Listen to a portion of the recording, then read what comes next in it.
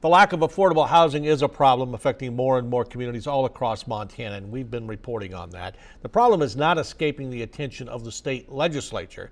In the second of his two-part series on the issue, MTN's Mike Dennison tells us how majority Republicans believe a big part of the solution is easing restrictive zoning and subdivision laws.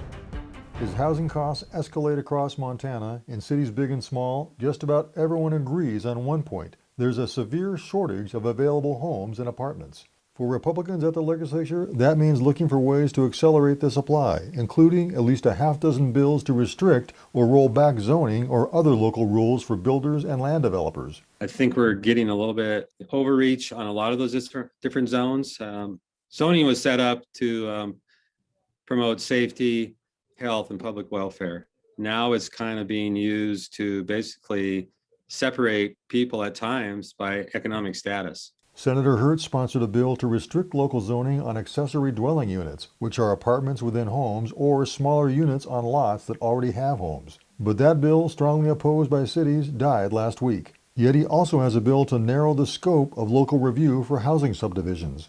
GOP lawmakers are advancing other proposals as well. One would stop Missoula from requiring developers to set aside some agricultural soil. Another would allow more sewage content and groundwater for some housing. And another says counties cannot require minimum lot sizes in certain subdivisions. The former head of the Montana Association of Planners agrees that zoning and land use laws could be more flexible to allow different types of housing, but he questions whether these changes will lead to a building boom or more affordable homes. Housing is such a challenging, very complicated issue, and there are so many factors that go into it beyond local government policy and regulation.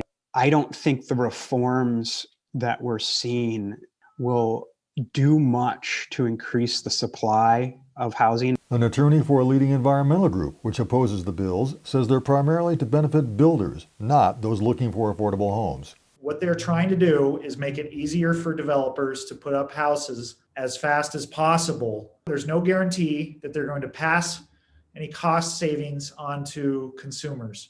Yet there is one bill supported by developers, realtors, local governments, and planners to streamline the review of certain subdivisions. Hey, if you've done the growth policy, you've got zoning in place, you have sewer, water, you say this is where you want to grow, we're going to speed that process up for you. The current legislature also likely won't be the end of this discussion. Senator Hertz says lawmakers may study local housing rules over the next 18 months and come back with a proposed overhaul in 2 years.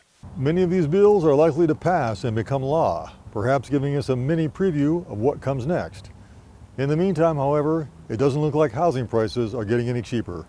At the Capitol, Mike Dennison, MTN News. To see Mike's full report on affordable housing, go to our website.